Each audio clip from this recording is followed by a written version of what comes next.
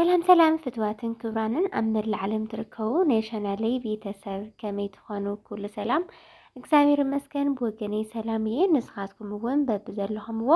ሰላምኩም ብዝሕ ተረፍ ክብለለይ በዓልቲ ሙሉእ ተስፋየ እንኳዕ ድማ ናብ ሸናለይ ብሰላም መጻኹም ናይ ሎማዓንቲ ቪድዮ ዝኸውን ከዓኒ ከምዛ ትሪእዋ ዘለኹም ዋጋ ናይ ገዛ መስርሒ ሒዘልኩም መፅእ እኒኹ ቆንጆ ዕዳጋ እዩ ዝቐነሰ ኣቑሑት እኒሄ እዩ ክነገረኩም እያ ሓንቲ ብሓንቲ እስካብ ቪድዮ ፍጻመ ተኸታተልዎ ንቻናለይ ሓደሽቲ ዝኾንኩም ሰብስክራይብ ነባራት ዝኾንኩም ከዓ ላይክ ሸር እናገበርኩም ንኽተበረታትዑኒ ብትሕትና ኢላዎ ላይክ ሸር ነትገበሩለይ ካብ ልቢ እናመስገንኩ እየ ማለት እዩ። ክብረት ኣሕዋተይ ሰናይ ጻንሒት ሰናይ ምክትታል ሎማዓንቲ ማርች 21 ይቅርታ ሎማዓንቲ መጋቢት 21 ወይ ከዓ ማርች 30 እዩ ዝኸውን ዘሎ ናይ ሎማዓንቲ ዋጋ ምክንያቱም ካብ መዓልቲ ናብ መዓልቲ ስለ ዝፈላለ መዓልቲ ክንጠቅስ ግዴታ እዩ ማለት ኢና። ብመጀመርያ ናይ ተንዲኖ ዋጋ ክንሪኢና ካብኡ ናይ ሲሚንቶ ናይ ሓሸዋ ናይ ፀፀር ናይ 01 ብሎኬት መስርሒ ናይ ቆርቆሮ ናይ ብሎኬት ባዕሉ ብቻ ናይ ገዛ መስርሒ ሓፈሻዊ ክነግረኩም እየ። ብመጀመርያ ንሪኦ ግን ናይ ተንዲኖ ዋጋ እዩ ክኸውን። ተንዲኖ እንኳን ብዙሕ ለውጢ የውልን ለውጡ ኣብ ሲሚንቶና ኣብ ሓሸዋ ኣብ ቆርቆሮ ኣብ ብሎኬት እና ኣብ ዜሮ ፀፀር እዩ እኒሆ ማለት እዩ። ተንዲኖ ብበዓል 8 ክንጅምር ኢና። በዓል 8 ተንዲኖ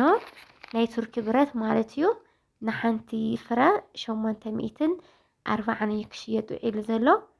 ካብኡ በዓል 10 እዩ በዓል 10 ከዓኒ 1330 በዓል 12 1870 በዓል 14 2830 በዓል 16 3400 ናይ ተንዲኖ ዋጋ ብዙሕ ለውጢ ኣይገበረን እና ናይተን 14 እና ናይ 16 እዩ ንእሽተን ክብር ዘለበር ተኻለጡ ደሕና እዩ ማለት እዩና ከምዚ መስል ካብኡ ናይ ሽቦ ናይ ስታፍ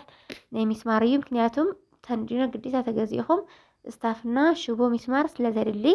ሚስማር ንኪሎ 225 እንግዲህ ያው ሓፈሻዊ ከቢሩ ድሕሪ ተባሂሉ ናይ 5 ቅርሺ እያ ከቢራ እኒሃ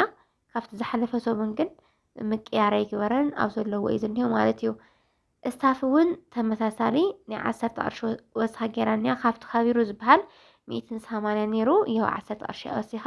ካብ ዝሓለፈ ሰሙን ግን ብዙሕ ምቅያር ኣይግበረን። ስታፍ እውን ተመሳሳሊ እዚ እውን ንኪሎ 230 እስካብ 200 ቅርሺ እዩ ነይሩ እና ክብራት ኣሕዋተይ ይቅርታ ሽቦ 230 ስታፍ 190 ሚስማር 225 ማለት እዩ። ናይ ብረት ነኪ ከምዚኣ ትመስል። ካብኡ ንኩላትና ብጣዕሚ ተሓሳሲብና ዝኒሆ ናይ ሲሚንቶ ጉዳይ እዩ። ሲሚንቶ እንግዲህ ኣብ ዝሓለፈ 720 ነይራ ሕዚ ከዓኒ 750 እኒሃ ማለት እዩ። ክብራት ኣሕዋተይ ያው ሲሚንቶ ካብ ሕዚ እንዳሓረር ከባራ እዩ ሕዚ ምስቲ ዝኒኦ ዕፅዋን ክባን ዘይኮነሲ ናይ ቤንዚን ምዕፃው ምናምን ከምታት ነገር ኣይኮነን። ሲሚንቶ ኩሉ ግዜ ኣነ ናይ ሲሚንቶ ዋጋ ካብ ዝፈልጥ ልዕሊ 3 ዓመት ገይረ ኣለኹ። እንታይ ደኣ ኩሉ ግዜ ክዕዘባ ከለኹ ካብ ፆም 40 ንድሓር ዘሎ ብጣዕሚ ከባራይ ብፍላይ ኣብ ክረምቲ እስካብ 3000 ይበፅሕ ከም ዝነበረ ያው ኩላትና ነስታውሶ ነገር እዩና እዚ ባህርያቱ እዩ ማለት እዩ። እቲ ማሽን ናይ ሲሚንቶ እውን እቲ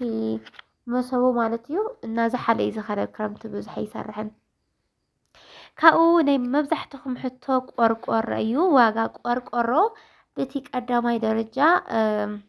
ፈረስ ዝበሃል እዩ ዘሎ ባይዘይ ዕዳጋ እዚ ኣብ ከተማ ዓድዋ እዩ ዝነግረኩም ዘለኹ እና ሕዚ ናይ ከተማ ዓድዋ ተንዲኖ ከምቲ ዝነገርኩም ዕዳጋ ከም ዘለዎ ኮይኑ ምስ ናይ መቐለ ክወዳደር ከሎ ሕዚ በዓል 840 ኢልናዮ ኣብ መቐለ 820 830 ከምታት ይንተሃለዎ እምበር ብዙሕ ለውጢ የውልን። በቃ ዝኾነ ይኹን ኣቕሓ ካብቲ ኣሽሓት ብክባር ዝግዛእ ናይ 100 ቅርሺ ካብቲ ንእሽተይ ዕዳጋ ዝግዛእ ደግሞ ናይ 10 ናይ 20 ናይ 5 ቅርሺ ልዩነት እምበር ያው ሓደ እዩ ማለት እዩ። ኣብዚ ተስምሩ ዘለኩም ሕዚ ዋጋ ቆርቆሮ ክነግረኩም ዋጋ ቆርቆሮ ብዓድዋ ታዝሕሸት ብቀዳማይ ለምትሸጥዎ ፈረስ እዩ። ፈረስ እንግዲህ በቀዳማይ ደረጃ ተኮይኑ 1000 ቅርሺ በኻልኣይ ደረጃ ተኮይኑ ደግሞ شعتر حمسة مالتيو إن تا زخبرت قرقرة شعتر ميت يانيرا ميت قرش وسيخانيها حزي هافت عزوان كبان زخون هاي بينزل نجزعن قرقرة نايميت قرشي وسيخانيها تا زخبرت مالتيو انقدي بفرسية بخلعي شعتر حمسة بقدامي شح قرشي يا مجزا خذي أريكا تقدم لك مجزا أي حشبة تاوتو مالتيو إن كرت حوتي كم زي مسل كأوقعني كأزيلا نريو واقع بلوكيتيو بلوكيت كاوت فلتون دا عميل تخينو سما 4 شمنتن سئلو من مساب زجوزو علاقة خير زجوزتهن دوما 5 قرش زرقن ك4 شمنتن زكا 5 قرش لكم حزوو مالتيو ياو بلوكيت 4 قرش وسيهن كاو واقع حزايو حزا بتعم قناش كيرن حزا بزحلفه 8-9 نيرو حزقن ناو 7 وريدو انيهو مالتيو دك عبيت وي معاري كاوخ عني ناي 0-1 أزأريو 0-1 أزأر مالت بلوكيت مسرحي ايو 0-0 نا 0-1 تبهيلو 0-0 نا 0-1 0-2 بهال 0-2 مالت ناي كونكريت وي كعا بيم كولن مسرحي ايو ناي مهدمي ماشاتهم داتيو 0-1 دمو ناي بلوكيت مسرحين اشتي فريز والأيو 0-0 زبحالون بلوكيت مسرحي نحر حر نقرنا حزقا محوسي زخون ايو مالتيونا كلهم ناي بلوكيت راحتيوم ازيدومو نبياجو 5 شح حزقا 5 شح يكرتا حزقا 7 شح 0-0 رمو 5 شح انا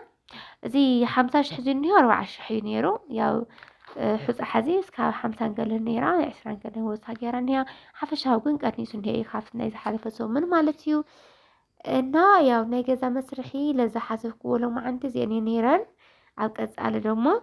واغا مستيات نا واغا معصو حيزلكم كمصيه واغا معصو نهي وشطينا الومنيوم انا مستيات بيترو مالتيو حيزلكم كمصيه ناي لو ما عندي فيديو زيات مسل نيرا اسكع فيديو فصامن استخداتلكمني حاب لبي نامسكمكو ايه شير لايك سبسكرايب مقبار دمو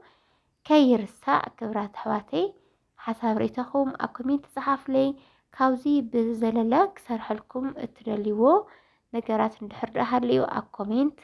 صحاف لي كيرزلكم نقات هاليون اكومنت صحاف لي نكبرات حواتي بدعم يسفتوكمن زغبركمن سسنايو باي باي ويزلا وهقويتاي امون عارك لبي فتسوماي كعلون انا بمتفاي ايلاف ملا اختو كلو بزوريو نعين خدلي كاب سماي واردو فقرو قالي تولي زاهيواتو